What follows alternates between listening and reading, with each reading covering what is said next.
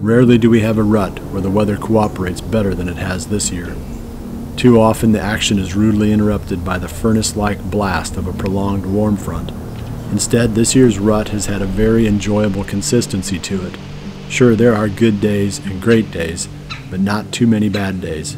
Even as we hit the very middle of the rut's lull, the woods are not completely dead. On the morning of November 15th, Owen Riegler is back after the huge 9-pointer that he calls Uno. Owen selects a tree stand near the blind where he encountered and sadly missed the buck 4 days earlier. Alright guys, we're back at it here November 15th. Just breaking daylight here. Beautiful mornings, probably 20 degrees. We got a real light south breeze here. We're hunting on the downwind side of about 30 acres of bedding here that sometimes that Uno will bed in here. He, like I said before, he's pretty sporadic, so you just never know with him, but we're giving ourselves a chance anyway. That's all you can do, but we'll sit in here for the morning hunt and see how it goes.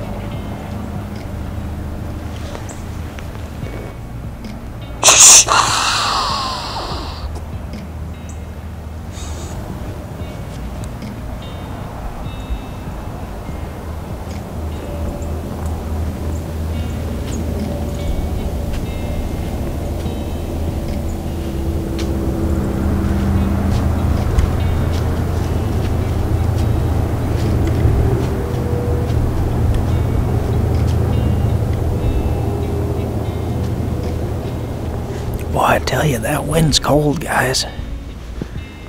We just had a little flurry of buck activity about 8:30 or maybe 8:45 was a lot of fun. The one buck out there was an 8 that I know he's probably 5 or 6 year old buck. I'd have shot him if he came in, but the rest were just young. It was still fun seeing them. But breakfast is calling my name, so we're gonna skedaddle out of here, and I've got a doctor's appointment for my back tonight, so I can't hunt this evening, so it'll be tomorrow before we're back with you. I'll see you then. Owen encounters the same mature 8-pointer for the 3rd time. If only Uno was this accommodating. Owen doesn't believe the buck is dead, but the bow hunter is beginning to wonder if Uno has moved farther away, or at least has stopped ranging in Owen's direction with the same frequency he showed earlier in the fall.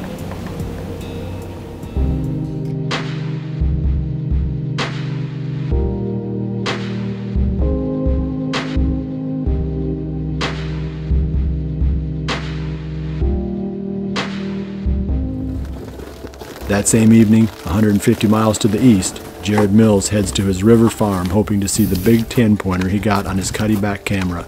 A buck Jared believes is one of the 2 big 10s that were on the farm the previous season.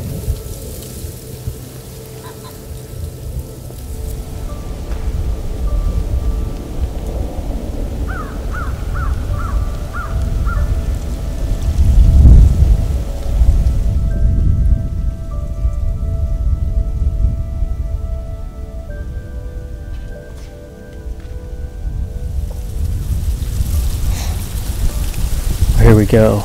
Brad and I are back in the saddle after a successful hunt. We took 2 days off. We're back in the stand now on Mike and I's farm.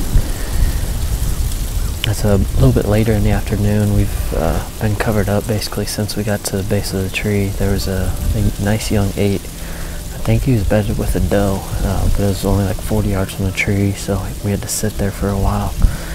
And then there's been does and fawns working through since then.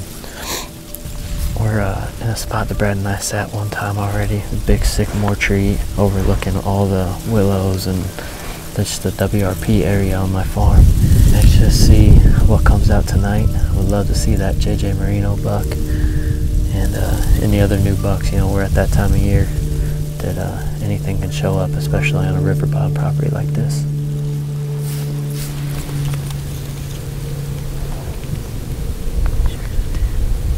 Yeah.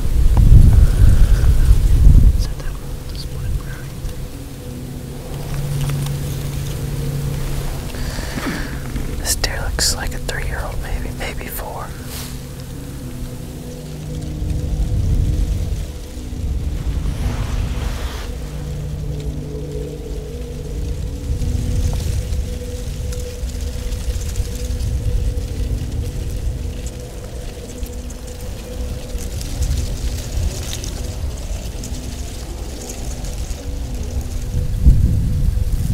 There's a buck back in the timber behind him.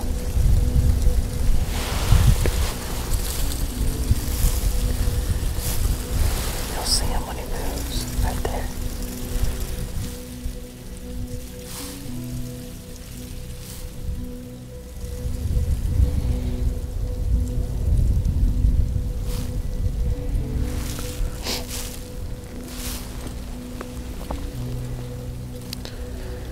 He's like coming out of that south food plot.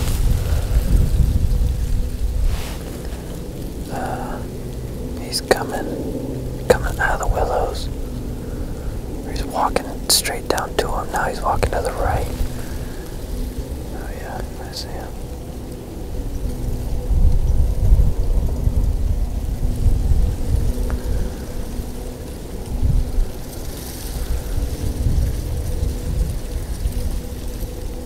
Man, he looks good. Is that the same deer? Alright, we got about an hour left.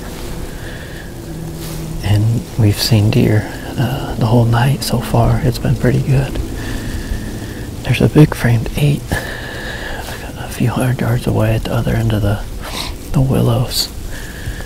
He's got a frame really similar to that buck we called Eli last year, but I think this is a younger deer. We'd like for him to come down here and get a better look. He kind of just went through a gap. We didn't get to see him very long.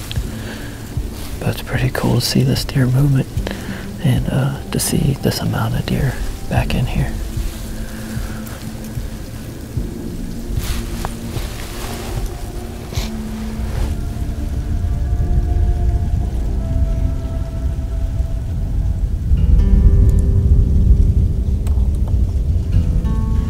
As Jared continues to wait for a mature buck to step out, 60 miles to the east, Warren Dykstra hunts the same stand where his son Matt shot a good buck the previous evening.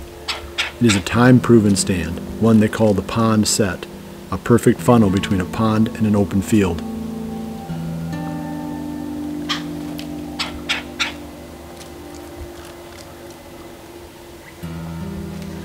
We're back in the pond set, one of our favorite stands on the whole farm, especially during the rut. Every one of the bucks that we see on the farm at some point comes through here. Matt sat this stand last night. He saw 4 different bucks and was able to put down the biggest one of the 4, so congrats to you, Matt. We were kind of worried about whether to come back in here tonight. We didn't know whether all the commotion and stuff would have messed up the area too bad, but we were coming in. We got an access road behind us that we used to get into this stand. Most of the time you're golden, don't have no trouble at all, but every once in a while there'll be a deer bedded in this area. And unfortunately, today that was the case. We got just almost to the even with the stand on the road. And a big buck jumped up. It looked like he'd probably be at least a 4-year-old. We didn't get a real good look at him, but he was a definite shooter. We're hoping we got some pictures on the trail camera when we go pull it, but it wouldn't have really mattered which direction we came in or what we did, because he was bedded within probably 60 yards of our stand, so there was no way we were going to get in here. But hopefully he won't be the only one that we get to see tonight, so we're going to settle in here and hopefully some more will come by, and if it's not him, hopefully it's another shooter. So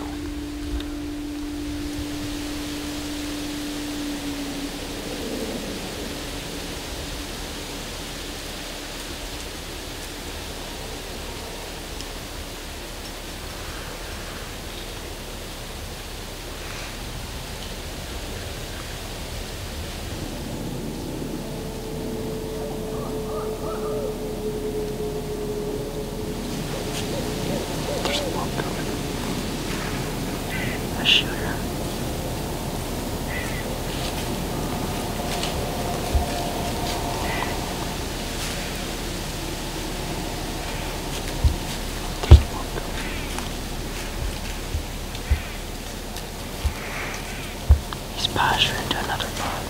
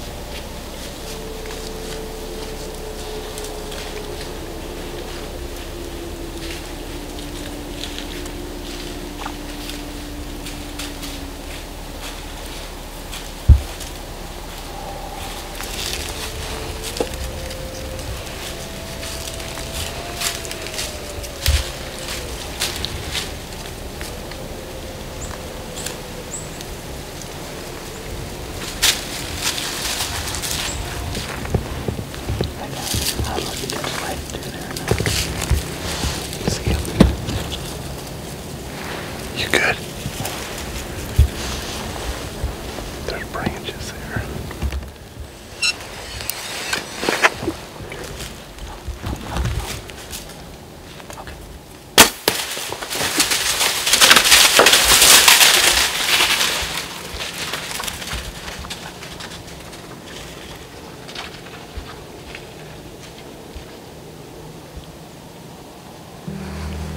Just had a doe bring a buck in. He postured up once and chased another buck back off and stuff. They fed her. She was feeding around in here, and he finally gave me a shot. I think it was a decent shot. I don't know if the arrow fell out over here. We'll get down here in a little bit and check the arrow, see what it's showing, but hopefully he'll be down over there. I don't know. We're gonna take and ease over the hill to see if we can find a good blood trail or not.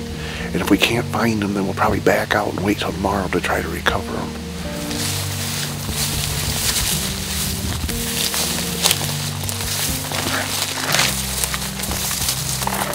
Well, we looked around a little bit for a blood trail. Can't really find no blood.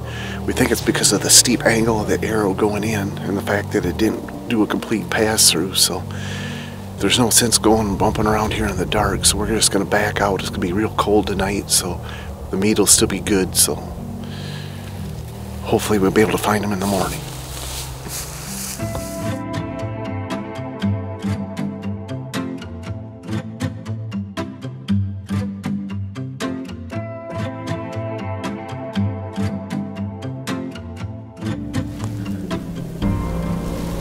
Back on the river farm, the action continues near Jared's stand.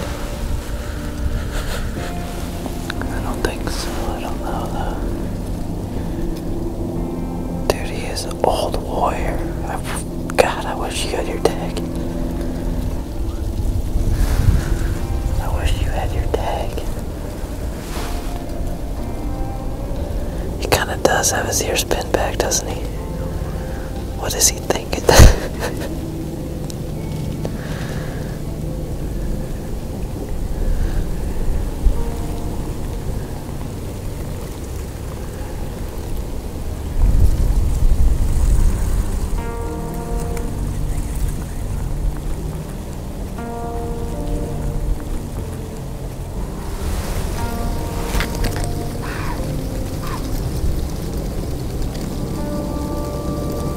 He's deaf or something. I think that buck is deaf or something.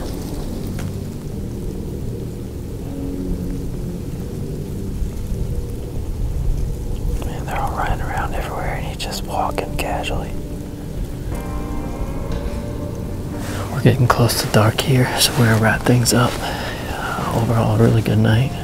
Love seeing a lot of deer. I bet we saw, I don't know, between 20 and 25 maybe. And we did see one brute of a mature buck. He wasn't very large rack, but man, he was a toad. I don't know if we could have called him over here or not. It was almost the same situation with my buck, directly upwind, and it would have been easier for him to circle and get downwind though, compared to the buck I killed the other night. But Brad behind the camera is he moved here this summer and he's so close to having Iowa residency. We're hoping he'll have a tag in a few days.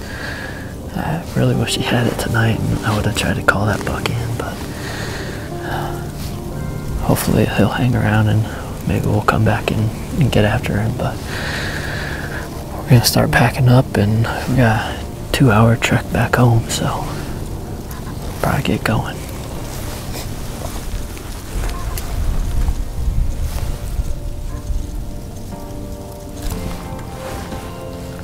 The following morning, Warren Dykstra takes up the blood trail on the nice 8-pointer.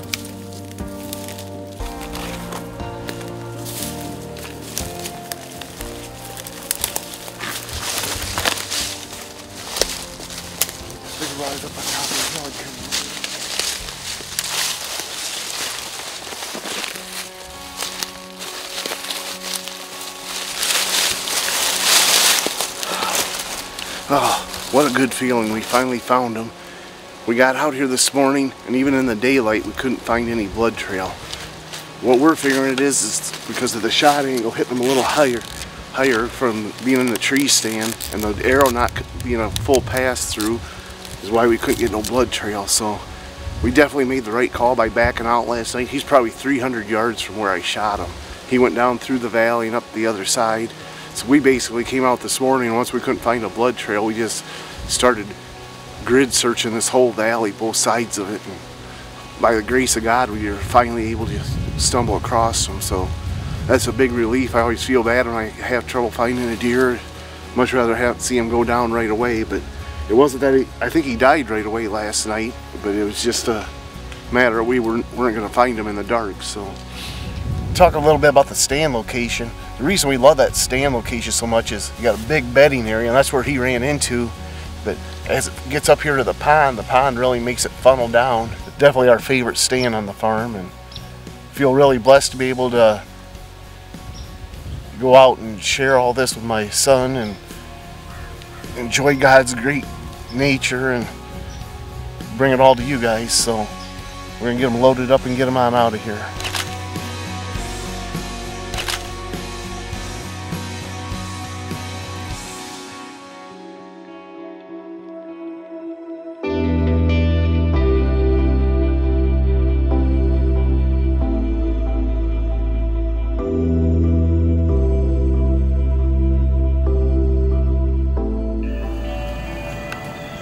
While hunting a small eastern Iowa farm, team member Troy Sachsenmaier has dedicated his entire season to the pursuit of a single buck, one that he has nicknamed Driftwood because of the deer's unique antlers.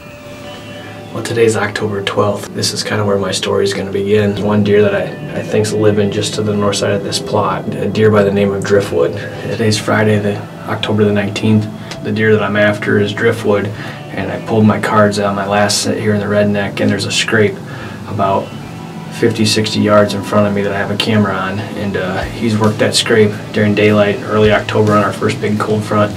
It's just been a patience game for me, just because I don't have I think the way he's moving, there's no place for me to hang a set. Well, I think we made it in here clean. We're playing hardball tonight. We're between two bedding areas, so if everything goes well, hopefully the pattern continues and Driftwood gets out of his bed and tries to move towards this southwest corner of the woods. We got a pretty good view of a lot of things. There's a lot of walnuts over here, so actually the leaves have fallen off. It's a pretty aggressive move for the 27th of October, but like I said, I think this is going to be the right thing to do. Hopefully we get a good encounter tonight. Today is the afternoon of November 11th. First and foremost, Veterans Day. So I'd like to thank those who past and present that served our country. And this is the last spot that I have a daylight picture of Driftwood. This is my sit number 13 for him. 11 of the past 15 days, so 0 encounters. Hopefully today's the day we get an encounter, get him out here on this food. Troy has many trail camera photos of the buck, but it's not until November 15th that he has his first encounter, right at last light.